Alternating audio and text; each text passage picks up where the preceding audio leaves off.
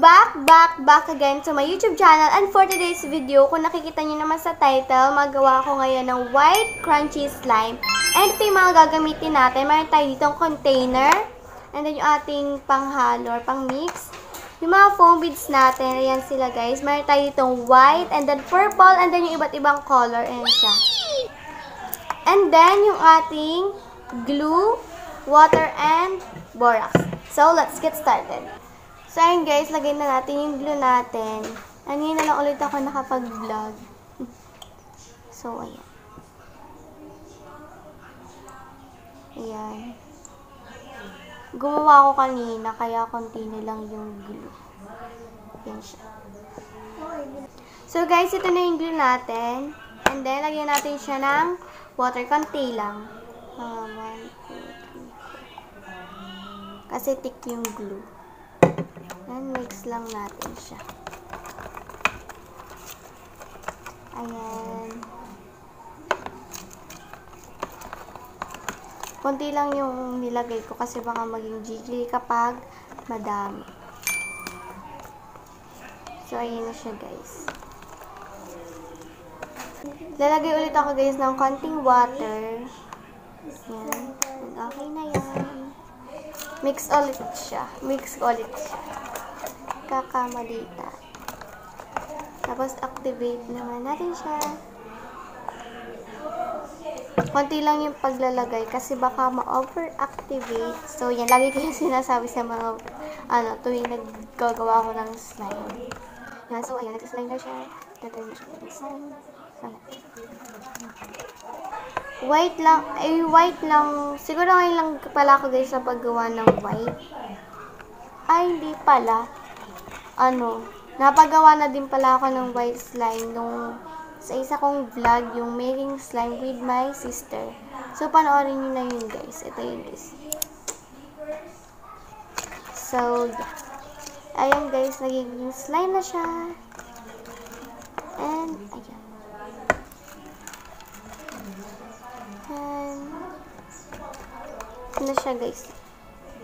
Babalikan ko na lang kayo, guys, kapag okay na yung slime or ita-timestamp ko na lang.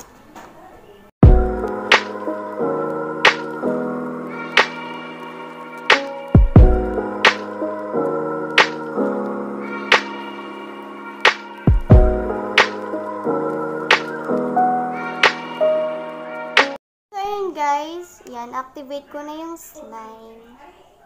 And kung napapansin nyo guys, sa lahat ng video ko is ang gamit kong glue ay HBW kasi nga gusto ko yung texture ng glue yon kapag ginawa mo na siyang slime. Yan guys. Sobrang stretchy niya. Ayan, ngayon na lang ulit ako nakapag-video kasi nga, ayun. Kasi nga guys, wala pa akong glue. And ngayon lang ako nakabili ng glue. So, maglalagay na tayo ng mga foam beads. So, ito guys yung mga foam beads natin. Napakita ko na pala ito sa inyo. 3 different colors. Yan, lagay muna natin yung white. Okay, ilagay natin siya sa container para mapicturean natin. So, wait lang guys. So, yun guys, meron ako dito nakuhang maliit lang na container. Pero di ko lang kung kasya siya. So, pero ilagay natin. Ayan, kasya siya guys. And then, lagyan natin siya ng white foam beads. Nasa container kasi siya. Ay, nakalimutan ko pang linisin yung Yung guys, ang yung foam beads. Wait lang guys, babalikan ko yung lilinisin ko lang po. Okay guys, ayun nalinis ko na. And nalagyan ko na din siya ng white foam beads. Ayan siya guys. And, lagyan din natin siya ng purple na foam beads. Yan. Ang ganda ng purple na foam beads kapag nilagay mo siya sa white. And then yung magkakasama. Ito siya guys, oh. Ang ganda niya. And then, maglagay na tayo ng rainbow foam beads. Ang ganda. Para siyang cereal. Cereal time. So, ito siya guys. Okay guys, so yun na nga siya. And then, i-mix na natin siya. Ang ganda niya. Wow. Parang gusto ko pa siyang dagdagan ng foam beads para mas lalo siyang maging crunchy. Ayan. Ganda niya guys. So, mag-add pa tayo ng rainbow na foam beads. Ayan. Lahat na natin kasi ang ganda kasi, nagandahan ako sa kanya. Ayan. So, ito na nga yung ating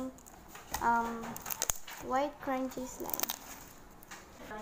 And ayun guys, naalala ko, shoutout ko pala si Princess Kate.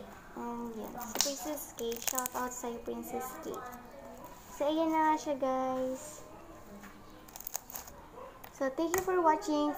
Please don't forget to like, share, and subscribe, and click the notification bell for more videos and para lagi kayong updated sa mga videos na i-upload ko.